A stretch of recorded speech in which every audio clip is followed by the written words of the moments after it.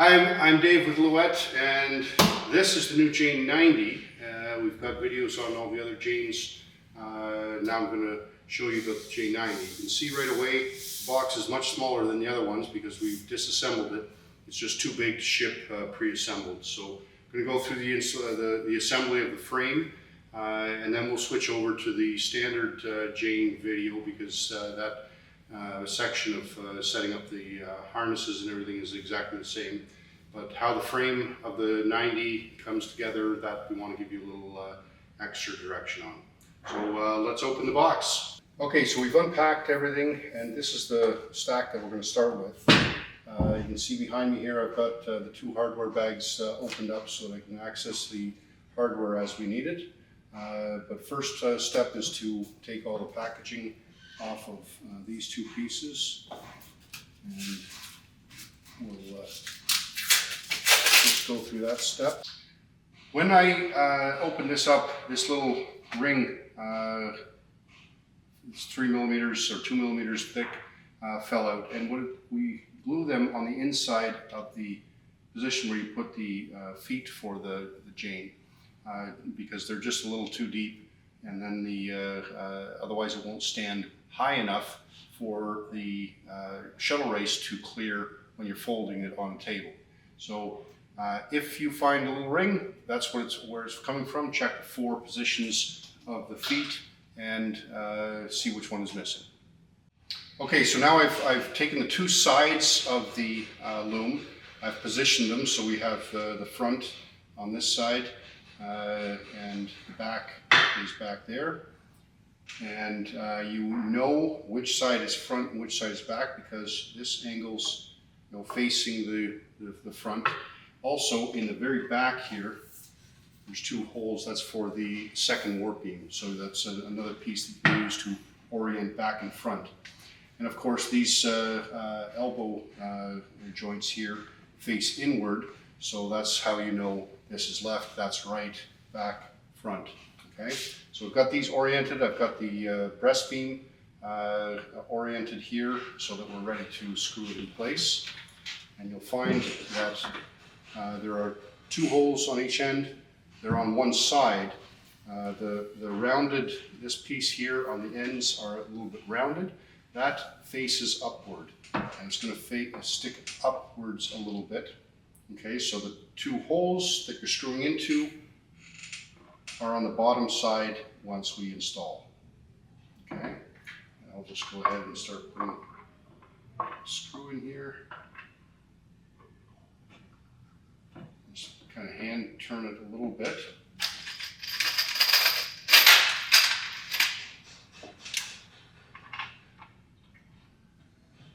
So it stays in place, and then I can do both sides.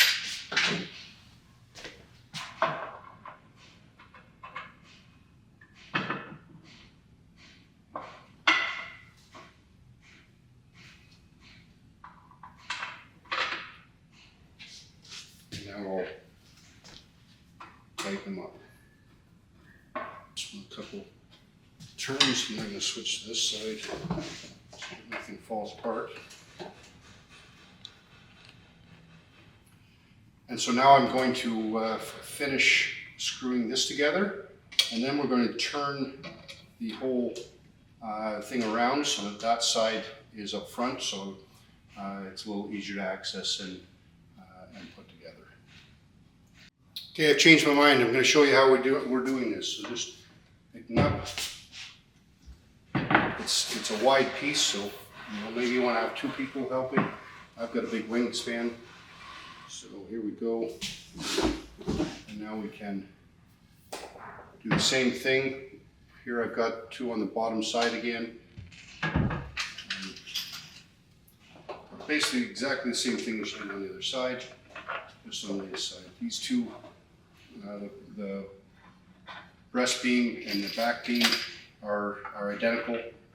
There's no front or back in that regard. So it's just a question of picking which one you want in the front and which one you want in the back.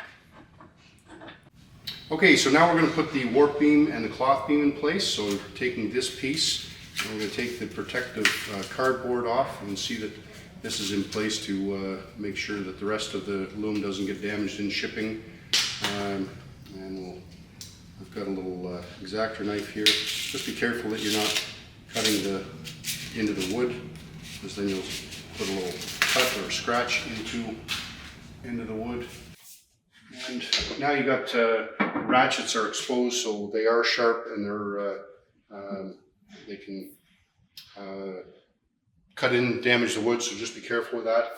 First, we're going to put them down diagonally in here, and because otherwise, and maybe we'll just reposition the camera, because I need to show you here, this hole, we need to put a little stopper once we get it in place. So I'll get that out. I guess I'll show you putting them in place first.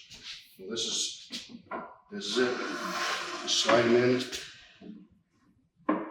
and pop it there. And then we're going to install the magnets and the ratchet of the pawls, and then we'll do the same thing on this side. Piece out of sub bag 1, and we're going to put it inside this hole and screw it in place. So there's a small hole pre-drilled in the very bottom so that you can center it correctly, and it just screws in nice. And now it's important to do this step first so that these beams don't fall out, because the next step I'm going to have you turn the whole bottom or base section over to put the little legs in place. And if you haven't done this step, your beams are going to fall out. Okay, so now I flipped the loom over on its top side to expose the holes where these feet are going to go. Just before you pound it in, double check there's a ring in the bottom. It's pretty visible. Then it's a case of tapping this in. And so if I start tapping, well, you hear a certain sound. And you tap until the sound changes, because that's when you know you're at the bottom. So listen.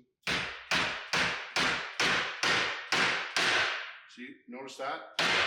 That means that I'm fully in. So it's kind of a bit of a dampened sound until it hits the bottom, and then it's a hard sound, because then you're pounding right through into the wood. So do that again. There it is. Okay, we're going to do a couple steps here. So you're taking 2 of the flathead small screws out of the sub bag 4. The first one we're going to put into this hole in the back. And we're installing the clamping, the clamps really, that help hold the beater back in place when you're not using the beater. Second step is putting this screw in the back rounded hole. The rounded hole fits into this groove here. And I'm going to screw that into place. As we get a little closer here, I'll grab it and hold it. It fits in the groove. This can be nice and snug. This side doesn't have, can be snug, and this side you can adjust how much clamping it does by putting your screwdriver inside here, screwing the screw deeper or deeper in, or removing it so that it takes up the distance between the beater and here. And you'll see that once you're at the finishing stages. But this is the adjustment. If your beater is not clamping and staying back towards the castle, then this is how you adjust that. Okay, so here we are. You put the rounded head screw inside the pawl, and then we're going to put it in this back screw hole. And you'll see that in this hole there's a little magnet embedded already. I'm going to tighten this up all the way until it's snug. Okay, and now it can't move. And then I'm going to back it off about a half a turn. And now I'm going to swing it all the way around, and it stays in place. And then the last step here is we've got 2 of these little dowels, and we're going to put them in this pre-drilled hole. I've already put the one on this side in place. Same thing as the little legs. You just hit and pound it in until the sound changes. Boom, you hear that difference. And it's set. So each of those sets of rollers has a nut that keeps it all in place as when it's shipping. Yeah, the nut has no purpose other than for shipping. So remove the nut off of each of the rollers and you can discard them. Okay, now we're going to set up the castle. I've got the two uprights. These are labeled in the manual. You've got one labeled A and one labeled B. A is on the left side, and that's important to have this loom facing, the front facing inwards. And you can tell the front because of that. So A on the left, B on the right. This is labeled A and B as well. And so you just match the A's to the A's, the B's to the B's. Before we do that, we're going to attach the rollers. You can see I've already attached one. So again, we're going to work with A first. A is on the left side. This piece faces outward, okay? The roller, the small set of rollers that face, that are on the bottom, there's two holes on the bottom. You can see on the other piece here, two holes. The front set of rollers is on the outside of the two holes, and on the back side we're going to put the other roller. When you screw it in, I don't know if you can see this, but I've got the bolt is flush with the wood here, so you screw it in all the way. The important piece about these rollers is they have to roll. They can't be fixed, so that means you can't over tighten them. You see here on this one, everything rolls nicely. You can hear them rolling. So put this in a bit by hand, and then grab your wrench and tighten away. And you can watch on the other side. There's still enough of that hole open. You can see if you put this one in too far, well, you're going to clamp the rollers on the other side.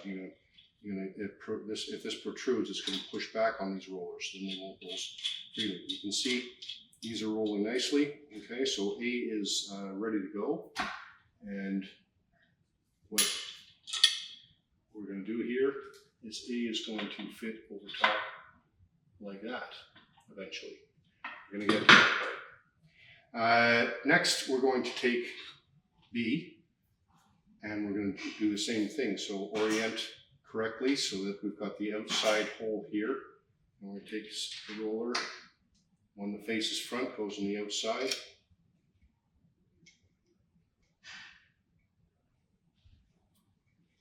And the position of these rollers is important, okay, because otherwise your measurements, your settings are not going to work out for the shaft position, shaft heights, and things like that.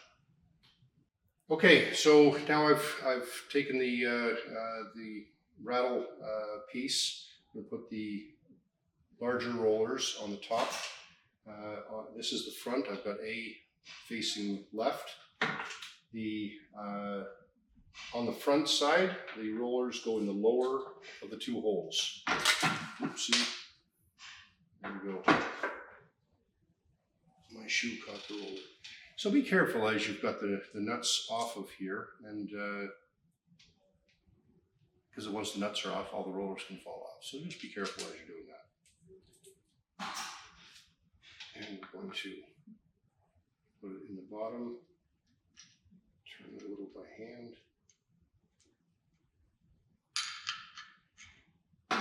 Same process as the bottom rollers, or in the smaller rollers. Okay, so now I'm on the back side, also of the left side, and I've inserted that bolt, and we're just tightening that up. And this time you can't see the bolt, how far it's going in, because it's covered by the rollers on the other side. So it's a little bit more by feel. You don't want to make it too tight. You want to make sure that they I just loosened it a little bit because they were a little too snug. You just check that they all roll nicely on both sides. That's happening. So now we're going to go back to the other side. So we've got A on the left, B on the right. Again, the front is the lower hole, and I'm going to use that. So I've got the lower hole. Let's screw that in. You see I'm struggling a little bit more, not struggling, but it's a little tougher. So this particular hole is a little tighter than some of the other ones have been. That's a thing with a wooden product, the tolerances that we have, a 1/10 of a millimeter smaller, and there you go, the hole's a little tighter, a little more difficult to put it in. So that can happen. Don't be alarmed if you notice a difference from one to the other. One roller left, one hole left, so can't go wrong now.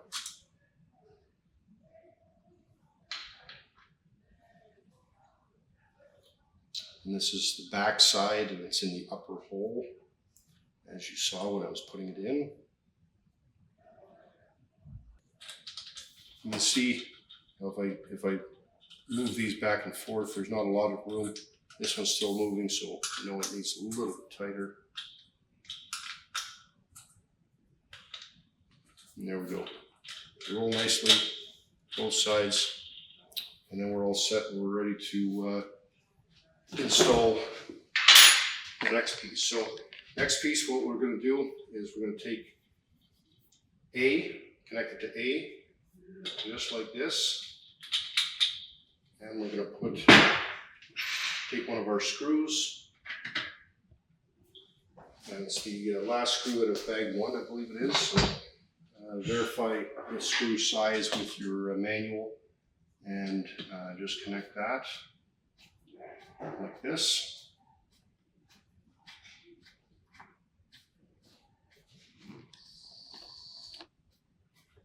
Goes pretty deep inside there. And now this is going to fit inside like this. You might need a second pair of hands for this part, because now you've got this in place, and now we want to attach this one here. So we're going to go over here, and you slide this in and down, push these together.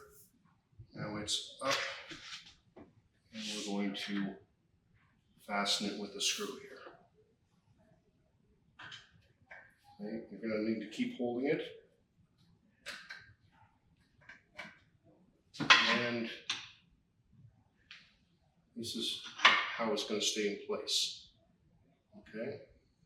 So I'll, now it's, as you can see, it's standing, but I'm going to put the star knob on the other side to keep it secure, so it's not going to go anywhere. Okay, so now we're going to assemble the beater, and it's simply Velcroed together, so you can, if you find it easier, you can easily take the reed and the top of the beater and remove it right now, and just work with the bottom of the beater. Maybe let's just do that, because that might make it the whole process a little easier. Over here, reed over here. Now we're going to take the side of the beater. Okay, there's 2 metal bars. The orientation needs to be in this way. Okay, so we're going to attach it up here and down here, but the angle has to be inward. Okay, so we're going to take this beater is going to be oriented in this way, with the Velcro to the back, to the narrow bend. Just line this up with the screw hole. So I've got this position, so it's going to fit like this on the loom. Okay, and we're going to put a screw in here where I'm pointing with my thumb. There's a screw hole in both the metal bracket and the bottom of the beater. And the top of the beater simply clicks in place, and that's necessary so that when you change between different sizes of reeds, you can do that without having to take any screws apart or anything like that. And once it's snug, you'll see the taper fits nicely in the metal here. Now we're going to flip it over and do the same thing on the other side.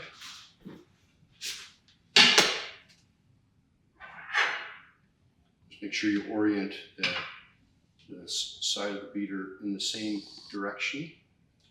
Otherwise you'll find once you get started that you've got the beater a little bit backwards. So just check the orientation. Again, angle forward, or sorry, angle backward. And put the screw in place.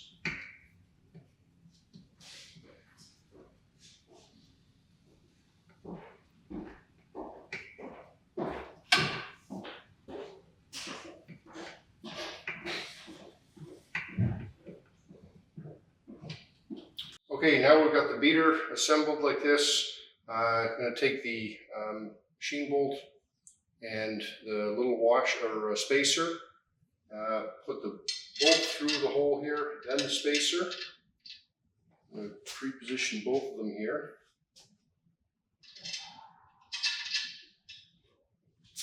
And then it's a case of putting them in both sides.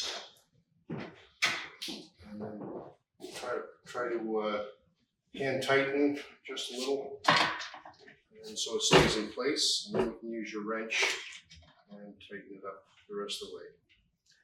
Now, don't worry. You may think I made it look so simple, but I'm not that coordinated that I think the average person can do it just fine. Now I've got the beater hanging. Okay, the catches are used to keep it fasten here so that it stays out of your way when you're weaving. It gives you more weaving area. However, when I look at the beater, I've got very little space on this side, and I've got a fair amount of space, like 5 millimeters on this side. So what can happen is it just needs a little bit of torquing. So you just take the beater and you just push it a little bit to the right so that we reposition that. You do that until you've got about equal distance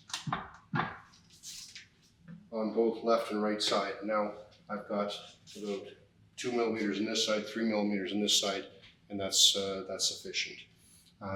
That's not a problem to do that. We're tightening these bolts.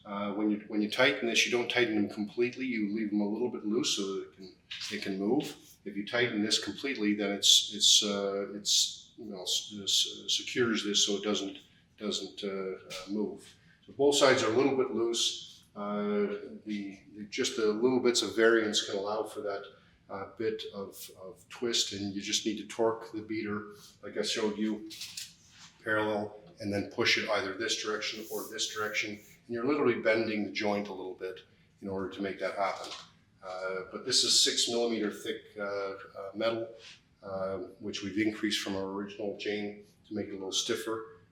But that's how you make that a little bit of adjustment. Okay, and in that way you're going to get a square beat when you're beating. Put this in place. The top of the beater on top here, like that. And then use the Velcro. There you go. And if you want to replace your beater, you just lift up on one side, hold this up a little bit, slide the beater out, and slide it back down. Okay, so there's your beater in place. Okay, so this is the last step. The loom is basically the same, at this point, the same position as the Jane 70 or Jane 50 when you take it out of the box, okay? And so the video from those looms will now take over. You'll notice I'm wearing something different in that piece of video, so it's a bit of a clipping of the videos together. Hopefully that no one gets offended by that. But the one thing I wanted to show on the videos that the rest of the video, you're going to see that this piece is connected with 3 screws. For the 90, we have 4 positions. Okay, so you can see the holes here. So there's 4 screws that you're going to need to fasten the front toggle bar to the castle, as opposed to 3 that's shown in the other videos. Okay, but the rest of the assembly, the process of assembling the harnesses and everything is the same. So I'm going to hand you off to my previous version, and you can continue on with the assembly of your Jane. Thanks.